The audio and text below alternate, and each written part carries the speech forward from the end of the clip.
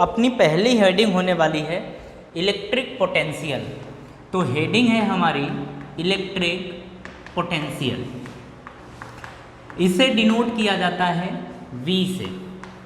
अब हम समझते हैं कि इलेक्ट्रिक पोटेंशियल होता क्या है। तो देखिए, अगर हम इलेक्ट्रिक पोटेंशियल को समझें तो जैसे कोई इलेक्ट्रिक फील्ड हो, अगर उस इलेक्ट्रिक फील्ड में किसी पॉइंट चार्ज को लाते हैं तो जो पहले से चार्ज प्रेजेंट है इलेक्ट्रिक फील्ड में, उसके चलते या उस फील्ड में उस चार्ज के चलते किसी पॉइंट पर पोटेंशियल देखने को मिलता है हमें।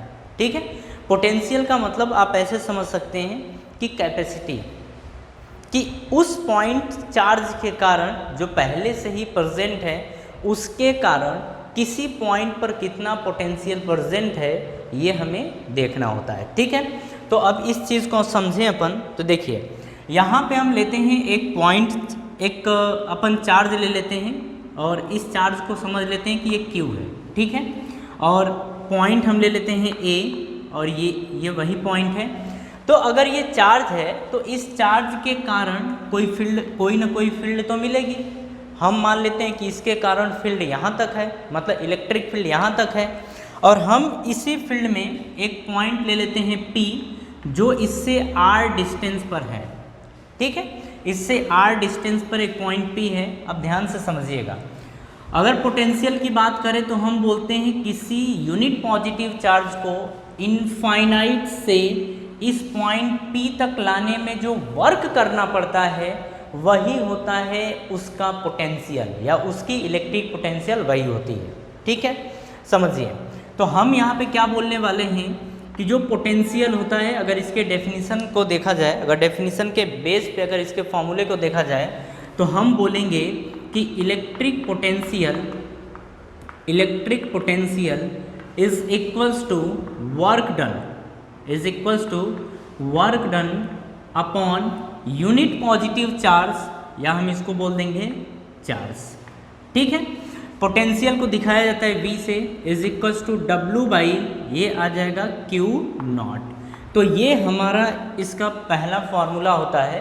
तो ये फॉर्मूला तब हम यूज़ करते हैं जब किसी यूनिट पॉजिटिव चार्ज को किसी पॉइंट से या इनफाइनाइट से इस इलेक्ट्रिक फील्ड में P पॉइंट तक लाते हैं तो जो वर्क करना पड़ता है, तो अगर वर्क डन गिवन हो तो हम, अगर वर्क डन गिवन हो और पोटेंशियल कैलकुलेट करना हो तो हम उस यूनिट पॉजिटिव चार्ज से इसमें डिवाइड कर देते हैं और हमें पोटेंशियल मिल जाता है।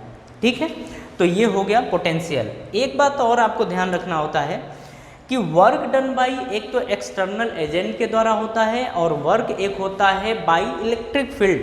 ठीक है, तो थोड़ा इस फॉर्मेट में भी अपन समझ लेते हैं। तो यहाँ पे देखिए, अगर हम वर्क डन की बात करें तो अगर हम बोलें कि work done by external agent, अब हम ये देखना चाहते हैं कि ये पॉजिटिव होगा कि निगेटिव होगा। तो देखिए, वर्क डन होता है फोर्स इनटू डिस्प्लेसमेंट, या हम बोलते हैं फोर्स डॉट डिस्प्लेसमेंट, ये हम बोलते हैं, और यही होता है वर्क डन। ठीक है, तो ये दोनों के दोनों वेक्टर क्वांटिटी होते हैं। हम लिखते हैं W by external agent is equals to F dot D, हम ये बोलते हैं। ठीक है, अब यहाँ पे समझिएगा, जब हम इस यूनिट पॉजिटिव चार्ज को इस फील्ड में ला रहे हैं तो ये इस चार्ज के ऊपर फोर्स लगाएगा तो किधर को लगाएगा। तो देखिए, वो भी पॉजिटिव चार्ज है, ये भी पॉजिटिव चार्ज है, तो वो उसको रिपेल करेगा। तो ध्यान से समझिएगा, हम चार्ज को ला रहे हैं इधर और फोर्स लग रहा है इसके ऊपर इधर। तो देखो, जब डिस्प्लेसमेंट इधर हो और फोर्स इधर लगे, फोर्स इधर और डिस्प्लेसमेंट इधर हो रहा है। ठीक है, ये डिस्प्लेसमेंट हो रहा है, तो हम बोलेंगे कि दोनों के बीच का एंगल है 180 डिग्री। तो थीटा की वैल्यू आ जाती है 180 डिग्री। तो यहाँ से work done by external agent is equals to F D cos 180, और यहाँ से आ जाएगा आपका माइनस एफ डी, क्योंकि कॉस 180 की वैल्यू होती है -1।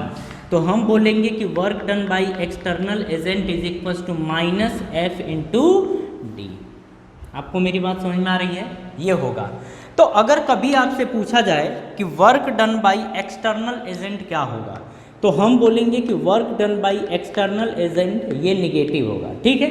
उसी तरीके से work done by electric field कैसा होगा, तो work done by electric field, अगर work done by electric field की बात करें तो ये पॉजिटिव होता है। Work done by electric field क्या होता है, पॉजिटिव होता है। तो अगर इन दोनों में रिलेशन देखा जाए तो हम बोलेंगे कि work done by external agent is equal to minus work done by external field या electric field, sorry work done by electric field, ये इन दोनों में रिलेशन होता है, ठीक है। अगर मान लीजिए ये चीज़ समझ में आ गई कि work done by external agent is equal to minus work done by electric field, ठीक है।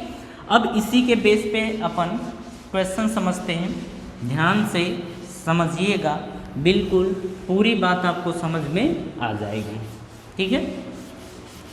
अब देखिए, जैसे अगर हम बात करें यहाँ पे कि हम एक एग्जांपल समझ लेते हैं, यहाँ पे हम बोलते हैं यहाँ पे कि work done by electric field, work done by electric field ये दे दिया है 5 जूल, क्या दिया है 5 जूल, और हमसे पूछ दे कि work done by external agent बताइए कितना होगा।